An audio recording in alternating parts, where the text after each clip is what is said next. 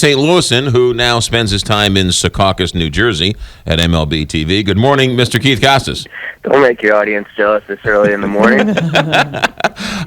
All right, let's get to it. The Cardinals swept the Cubs, and it's so bad for the Cubs. Joe Maddon, their manager, is now doing magic tricks in the clubhouse? Yeah, he's good for some gags like this at least once or twice a year. You're liable to see a boa constrictor or some guy swallowing fire or, making players' hats disappear or whatnot in the clubhouse. So, they're known to dress up as nerds or, prom dates or whatever a few times a year on plane trips. So all part of Joe Maddon's hijinks in addition to being a fantastic manager, hijinks aside. So he leaves St. Louis, goes to New York, and he wins the next two games.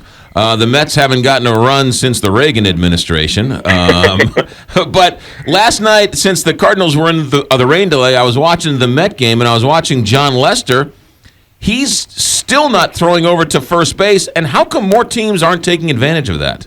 Or are they? It's unbelievable. I mean, yes and no. I mean, considering how much attention it's gotten, you'd think teams would be running on him more. He still is giving up a fair amount of stolen bases, but I agree with you. It's surprising that it's not more of a sure thing. There have been a couple guys, Billy Hamilton on the Reds, namely, who have just run free will on him completely. But I agree. I'm surprised that more teams aren't taking their chances against Lester. And I mean, at some point, if he gets into the playoffs or is in crunch time situation, and he can't throw over to first base, he's useless. It's really strange. I was talking about this earlier in the year with some people up in lovely Secaucus that you just mentioned, second pop for the Secaucus Chamber of Commerce here on the show. But it's really strange. It's one of those things where I actually do feel like the attention that it got in the media contributed to this being more of a widespread thing or more widespread knowledge throughout the league. I mean, obviously these teams have crazy advanced scouting and they're looking at every little bit of minutia, but Jon Lester's been around for a long time, and this is not a new thing. And I think most people in baseball hadn't even heard about this, didn't even know this was a thing until last postseason or late last season. Right. So it's really strange that this hasn't been more of an issue in his career, and like you mentioned, it hasn't really become as big of an issue as I would have thought it would have been, considering the attention it's gotten in the media.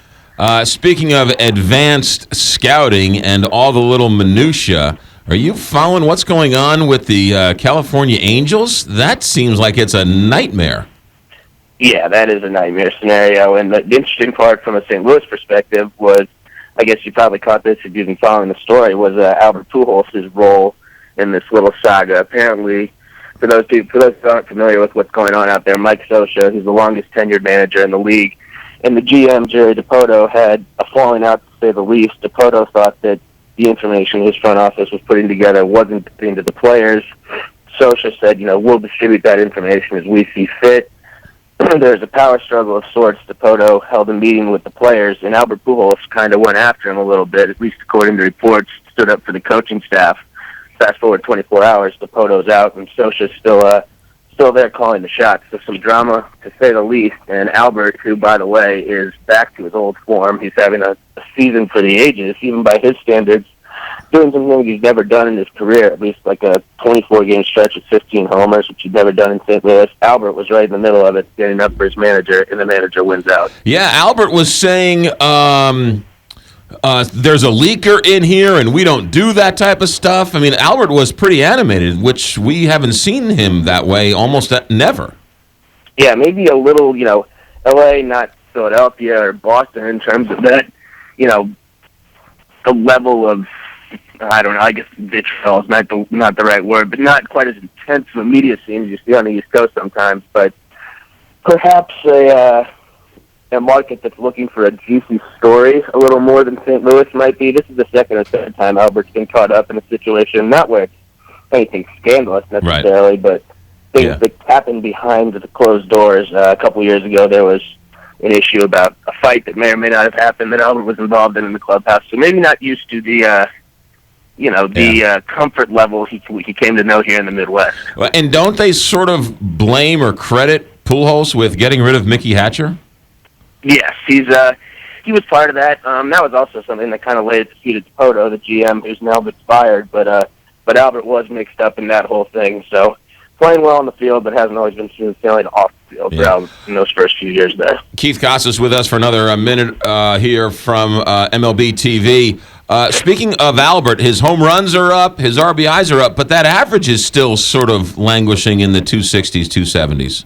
Yeah, the contract still, even though the power's back, the contract is, they paid for the guy who performed so well in St. Louis, and he's not that guy anymore. I mean, he's still a great hitter, as you just said. He can stand there and hit home runs, but he's maybe not the all-around player that he once was. He's not, he's older. He's played a lot of baseball, and he's been compromised some of this time, too, playing through injuries. But he looks to be back, but certainly not quite back to that true Hall of Fame form we've seen, more of a one-dimensional slugger at this point. That's what we come to expect from Keith Casas from MLB TV. Anything coming on the show that we should pay attention to? We're actually in St. Louis for the game tonight.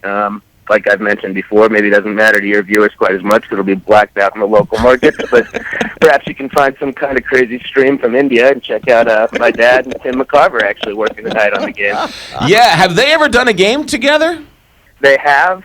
It's been so long that I've spent the last 2-3 weeks trying to dig up the footage. We have one of the two games that they did together in 1980. The other one has disappeared into the abyss, so it's been a good 35 years to the point where we can't even find the film on it. So this will be game 3, but the only second game that will actually be on tape and findable. Huh, interesting. All right, good. Have fun in St. Louis, and we'll talk to you next week. Thank you. Oh, no, so you're here in St. Louis, or are you in Jersey? We're in St. Louis. Oh, you're in St. Louis. All right, so you're not in Secaucus, so I was lying earlier. No, I just didn't want to disappoint the viewers. I know they're painting a beautiful picture for themselves. I didn't want to ruin that fantasy first thing in the morning. Keith, thanks for checking in. Have fun. All right, McGraw, thanks. You got it. Keith Casas is with us every Thursday here talking baseball. He's fun. He's good. He is really good. He's good. He's funny. He's quirky, and he's got a great sense of humor. Yeah, he does. So, all right, good. There you go. 7:13 here, Big 550.